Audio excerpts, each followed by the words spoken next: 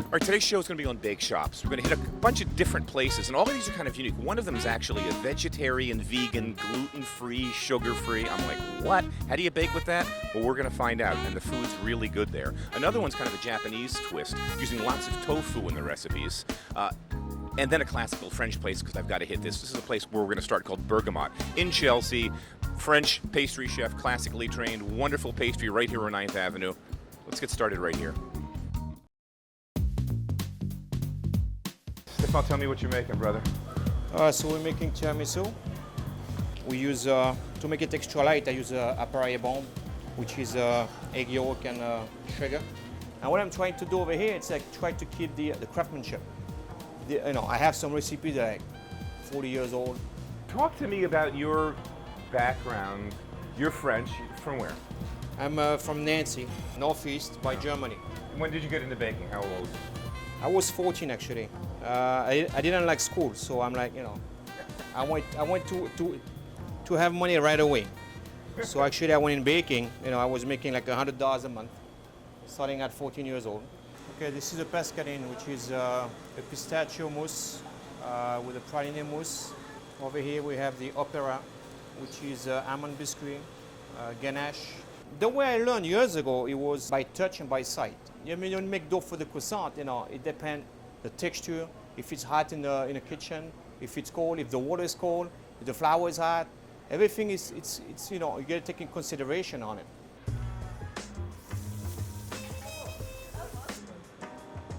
This one is one of my favorites. So it's very light and it's different. All right, here we have this beautiful, the feel of Extra it's light. kind of nice, It's funny. I really like to judge bake shops by simple things, because to me, the simplest things are often the hardest things to do. Right. Like a great baguette, like a great croissant is really, really hard. So, and here's kind of we're in August, so it's kind of a wet day. And this is You have the alcohol on it. feather light. It smells beautiful. And this, when they come out the oven, people they're buying by 5 or 10. You could taste the butter in it. I don't put extra butter. I put the right amount. No, it's because great. it's sitting there for like a couple of days. That's all you need. And almost slightly, I don't know where it comes from, but sometimes these great croissants are almost slightly sweet at the end. I don't know why that is. This, to me, breakfast with a cup of coffee. Swim in the morning, croissant, do my work, maybe have a lunch, but this is perfect.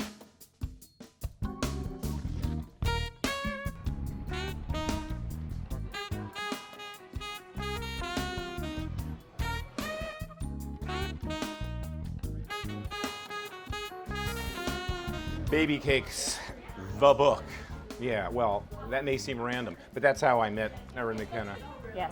The proprietress of Baby Cakes, the store. This came across my desk, and I could send lots and lots of books, and I'm like, vegan, gluten-free, what? And then I start going through, and the stuff looks great.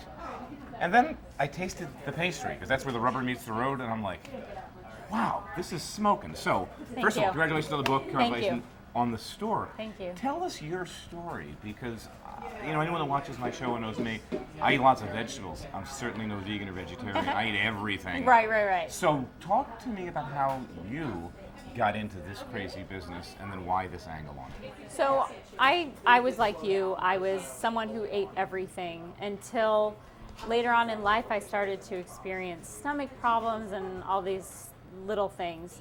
So I went to a health practitioner and she suggested that I remove wheat and dairy and sugar from my diet. So I was completely flabbergasted. I didn't know what to do. I didn't know how to recreate my food world as I knew it. And so for a couple of years I was just out hunting everywhere in every health food store. Where can I get something sweet that tastes good, is appealing on all the senses, and I just couldn't find it. And then I moved to New York about 2 years after, and I noticed that there's all these specialty bakeries everywhere. And wouldn't it be neat if there's a place where someone like I could go where they had everything was, vegan, didn't use sugar. Case in point, tell me what we're making here. Sabrina's making the frosting, and it's made with cold pressed coconut oil, agave nectar, fresh lemon juice.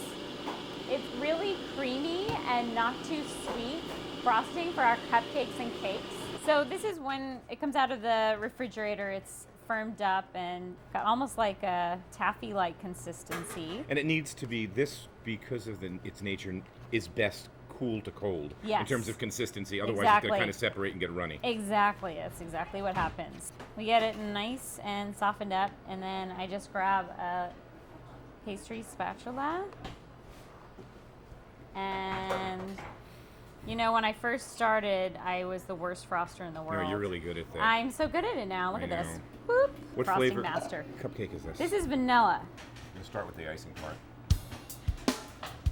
I think that's what impresses me most is the, cake-like quality without the foundations. Like you build a house, but you didn't use bricks, mortar, 2x4s, and wood. This is so good.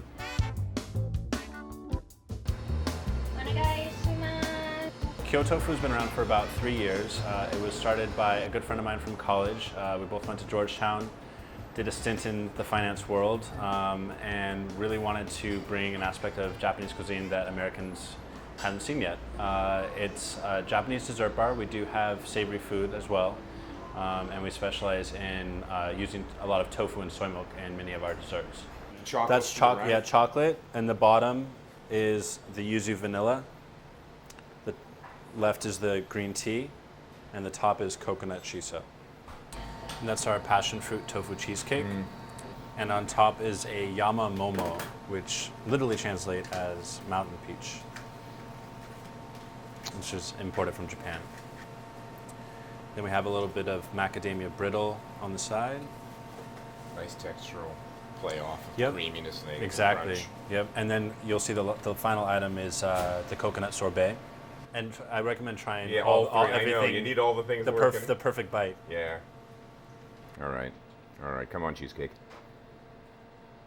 I love coconut too. Right.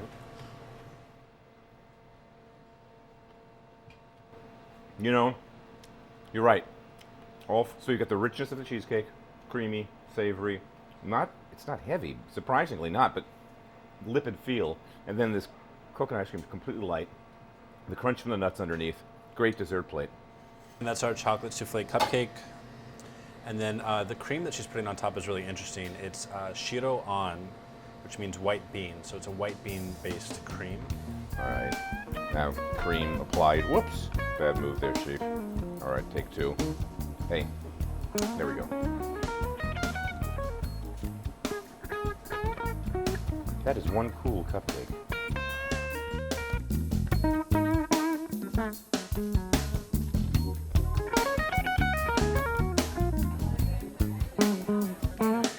We've got it paired with this really light, super refreshing Brazilian beer, Colameco. How'd you hear about this beer? I never heard of this beer. Through my fantastic beer guy, Ollie, at SKI Beer. He's the one who convinced me. It is so, I think the word he uses is sessionable. It's very easy to drink. You're going to love it. And it's August, and it's really It's hot August. out. It's a hot day in August here at Sweet Revenge, and we got a cool, refreshing Brazilian beer for you to chug and have a little bird of paradise to enjoy. And I've always thought the first sip of beer is the bomb. Pour All it right, for you. thank you. All right, let's get a beauty shot of that. You got the buttercream. You can see the butter oozing out of the buttercream because it would be about 90 degrees today. Just Marlo, so you were playing around with cupcake recipes at night? I mean, segue. I was, nights and weekends. Tell me about how the corporate world got you into the cupcake world. Well, what happened is I had a very bad day at the office where I didn't get a promotion that I had been promised. This is back in 2005. Go team. Yeah, go team. By the way. Thank you. Ridiculous. Thank you. And so I had moved down to the village 2 blocks away from Magnolia the year before, and had gone there kind of studying it with curiosity and with eyes wide open about it being a business model that maybe I could get my head around. And long story short, I started taking classes, I started talking to people in the industry. I started doing a lot of research. I started writing a business plan in early 2006. That year at Christmas and Hanukkah, all of my family gave me cupcake recipe cookbooks. That was December 2005, so that's when I started baking. Feeding the fodder. I did. I needed to get I wanted to wrap my head around it as a product. I wanted to really understand it inside and out. And I spent the next year plus writing the plan and working on my recipes, and then had the good fortune of getting laid off in the beginning of '07. So I like to say I'm a trendsetter. I'm cutting edge. I was one of the first rounds of layoffs, before the recession happened. Before everybody lost their job. Yeah, I wanted to be cutting edge on that. So here I am. All right.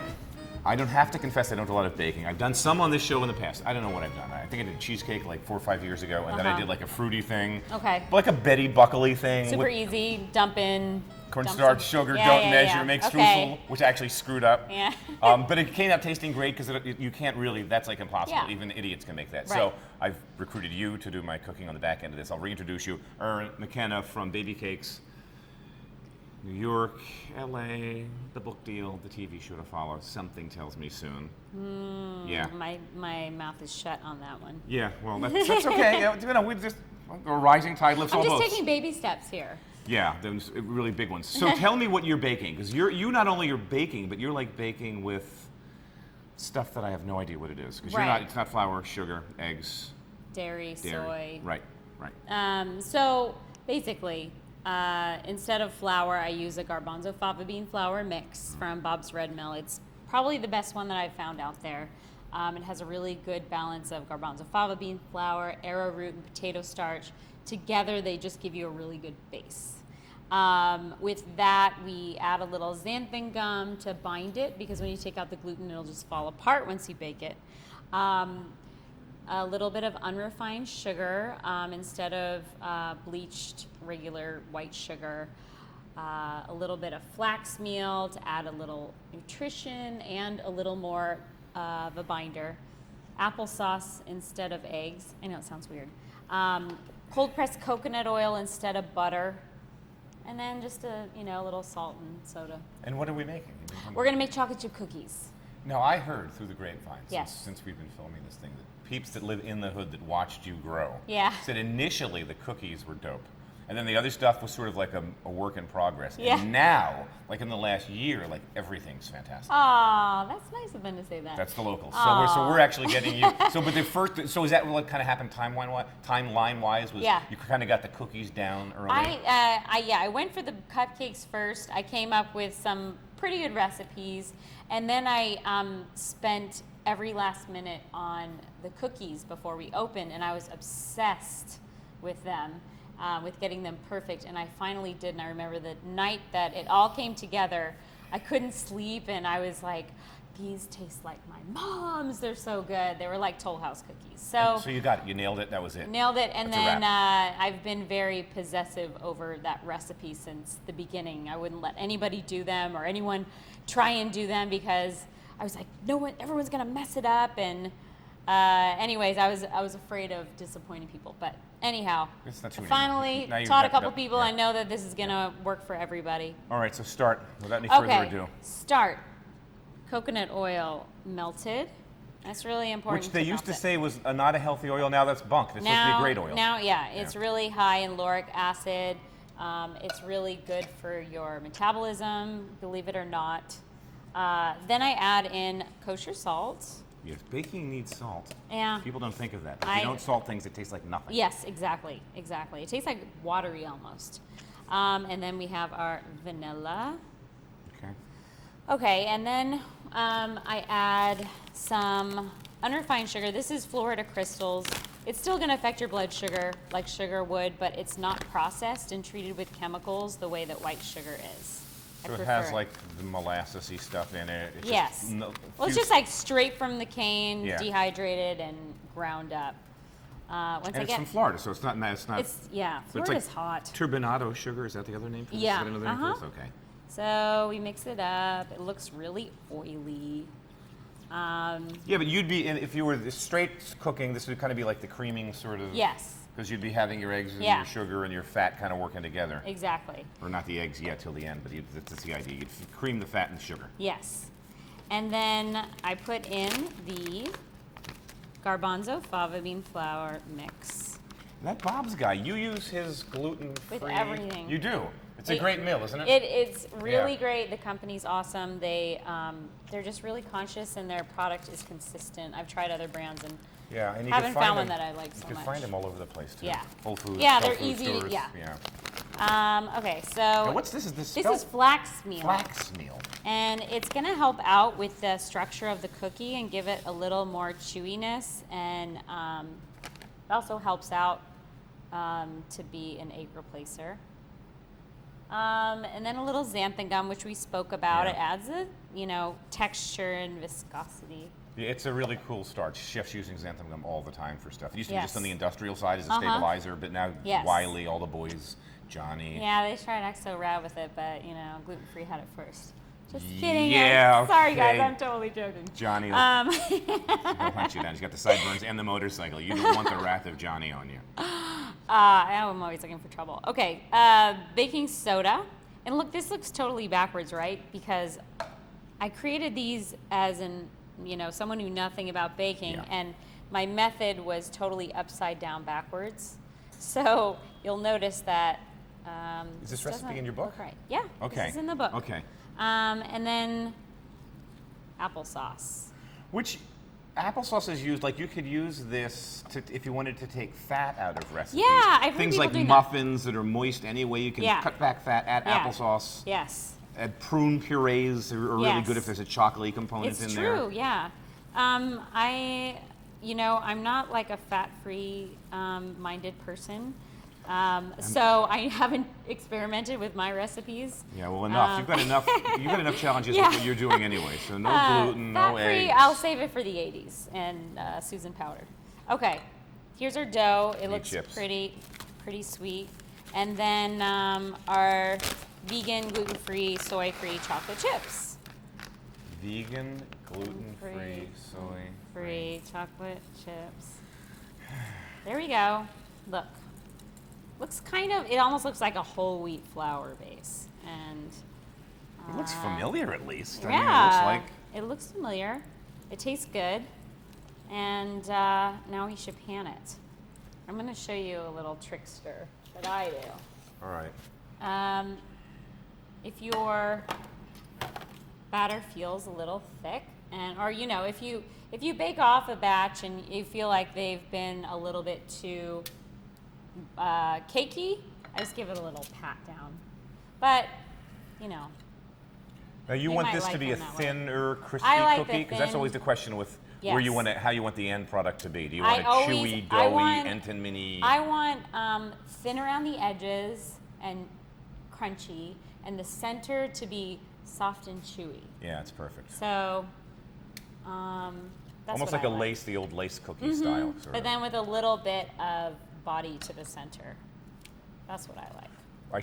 I should tell everyone we have an oven that's preheated to 325. Is that right? Yes. Not convection, so a regular Yeah. straight up oven. Although my mom argues with me. She says, I liked them. She caught the cookbook and she made them at home. And she said, I prefer to bake them at 350. I'm like, oh, okay, you just have to one-up me, Mom. Yeah, don't you?" she's your mom. I mean, she's allowed to say that sort of thing. That's what moms do. And I will tried also- them at 325, and I have to tell you, I like them better at 350. Yeah. So, And clean your room. Yeah. So, 3 we're and a gonna quarter put oven. this in, and I like to rotate it after 7 minutes. All right. Okay. Now you're just going to have us stand around for 7 minutes? Pretty much. I have nothing to say to you. 55, 54, 53. All right, we'll be back in 7 minutes. 7 minutes later. Just rotate Aha. them. Now they look like they're happening. Yeah, there they go. These look absolutely perfect, as usual. She's good. I'm ready. All right, Bing, timer, timer red. Let's take a peek. Let's take a peek. They're perfect. Da. Can you believe it? Yeah. Oh, how this is hot. She's done this before. All right, we're going to let them cool off a little bit because they've just added the oven. Easy recipe, super healthy. And Right. your business has grown because I guess there's so many more people these days with like like you that discovered at some point. Yeah. This was an issue. I don't know why more and more people are being diagnosed annually, but everyone seems to be a lot happier going without wheat and dairy, and it might have something to do with the way that the Wheat is being right. Yeah, Right. It's a so- different wheat than it was 30, 40, 50, 100 years ago, thanks to Monsanto and the boys that sort of Yes. played around, and ditto dairy, because, I mean, who knows what. I Yeah, know, it's so sad, but I think that might be have something to do with it, and so. Well, matters not to me. What matters most is how these things taste. All right. We've waited a few minutes. Oh, you see, look at that. You could see that. That's why I wanted to do that. So we totally have the crunchy, this is the undeniably crunchy exterior. But then look at that sort of gooey, creamy. It's cooked, Yes. but it's moist. Yes. And creamy. And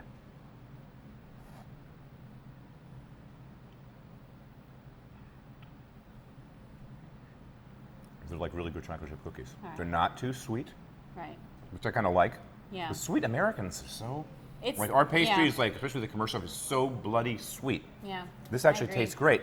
So I think this was your baby. I think this That was my first. was the nexus. This was where yeah. it started. Yeah, The I chocolate agree. chip cookie. So Yeah. when she's huge and she's on the TV Food Network, and you see her all the supermarkets and Martha I know. and like back to that again, Jay-Z, the Hamptons. I know, Yeah. I can't Then the fortune was built on this. Yes, the chocolate chip cookie.